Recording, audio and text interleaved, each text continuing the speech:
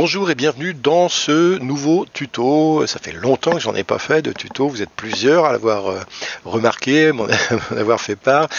Bon, savoir que j'ai traversé une période un peu difficile ces derniers mois. Et par ailleurs, j'étais un peu à court d'idées, hein. Donc là, je reviens sur l'ordinateur. Et je me dis qu'est-ce que je vais pouvoir faire comme tuto. Et voilà, donc là je vais faire le banc d'essai d'un plugin.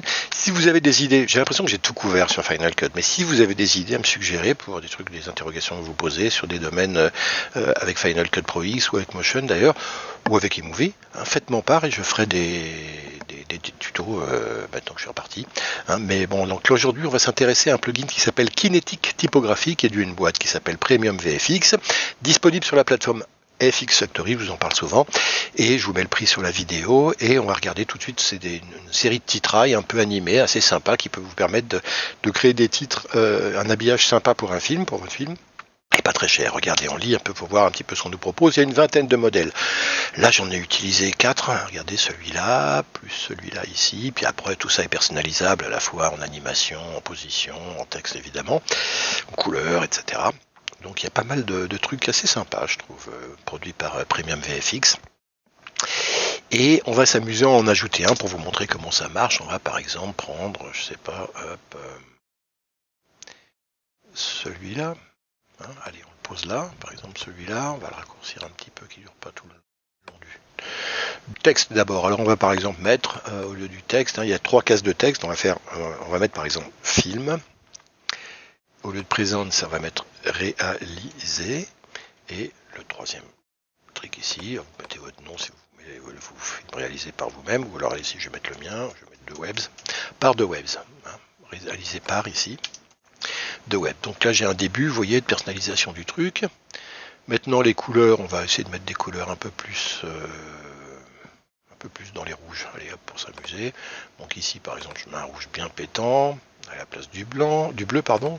Le blanc je vais le remplacer par un jaune, et le troisième bleu ici, on va le remplacer par un rouge. Donc voilà, ici vous voyez, j'ai déjà quelque chose. Bon, après maintenant je voudrais le mettre plus bas ce titre.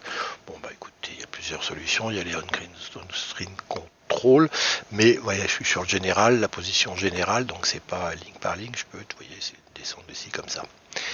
Et le recadrer à gauche si je veux, je peux monter un petit peu la taille, je peux le tourner si je veux, mais là c'est pas de l'utilité. Vous voyez qu'il y a des build-in, build-out que je peux mettre, bon, les animations en entrée et en sortie, je vais les laisser, elles sont très bien, et vous voyez à peu près tout ce qu'on peut faire. Alors je pourrais aussi déplacer les textes les uns après les autres. Regardez, si je fais par exemple image par exemple, film, réalisé par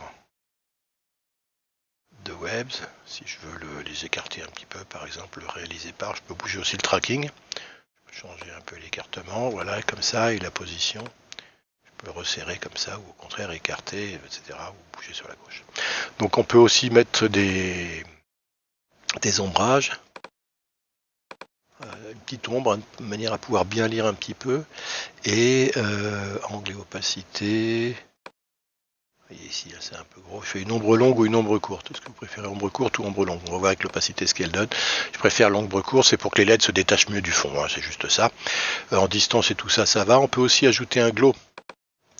Mais là, j'en ai pas vraiment besoin, mais si on voulait. Hein, regardez la montre de glow.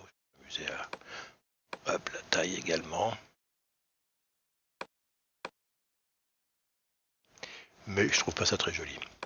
Et ou une 3D extrude aussi, regardez, bon, c'est pas très sympa non plus, mais c'est proposé en tout cas ici. Donc vous voyez comment on peut personnaliser vite fait, on va rendre et puis regardez ce qu'on vient de faire ici. Donc voilà, j'ai mis un petit peu un titre sur ce plan de drone, regardez ici comme ça, film réalisé par de webs. Voilà, et vous voyez l'animation, si je veux l'enlever, je peux très bien, notamment celle de fin, je peux très bien l'enlever, mais comme ça, bon. Autre chose, il y a plusieurs choses en plus ici, je voulais vous montrer. On peut mettre sur les mouvements, on peut mettre du blur. Donc ici, par exemple, je rajoute un blur.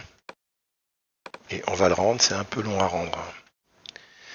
C'est sur l'effet, hein, sur l'effet d'entrée et de sortie, que ça va mettre un petit blur. Donc voilà, c'est fait. Regardez la différence. L'apparition du titre, vous le voyez, hop, dans le mouvement, il y a un petit flou. Hein, en sortie aussi, regardez, zoup, il y a un petit flou qu'il n'y avait pas.